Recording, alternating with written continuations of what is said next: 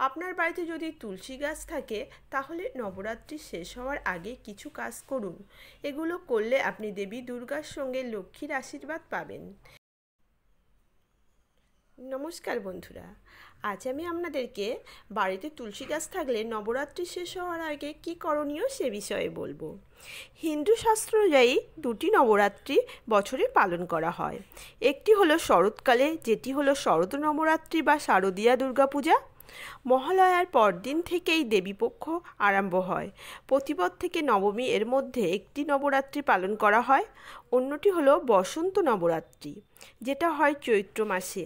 এবছর যেহেতু মল মাস পড়েছে এই 2024-এ, তাই সেক্ষেত্রে চৈত্র মাসে নবরাত্রি শুরু হয়েছে চৈত্র মাসেই, কিন্তু সেটা চলবে বৈশাখ মাস জুড়ে। তুলসী গাছকে হিন্দু ধর্ম মতে অত্যন্ত পবিত্র বলে মনে করা হয়। পৌরাণিক বিশ্বাস অনুযায়ী তুলসী গাছের দেবী লক্ষ্মী বাস করেন।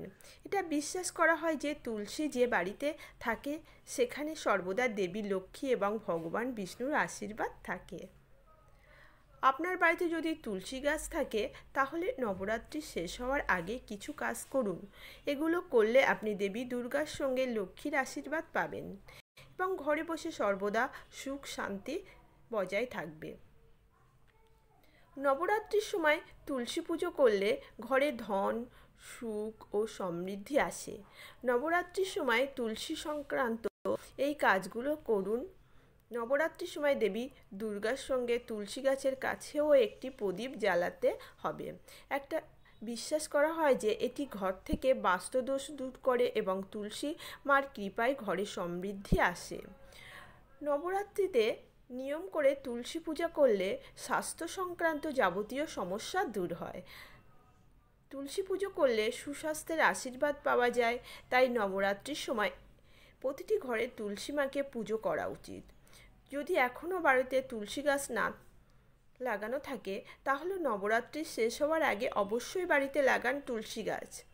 বাড়ির উত্তর পূর্ব কোণে একটি তুলসী গাছ লাগালে ঘর থেকে নেতিবাচক শক্তি দূর হয়।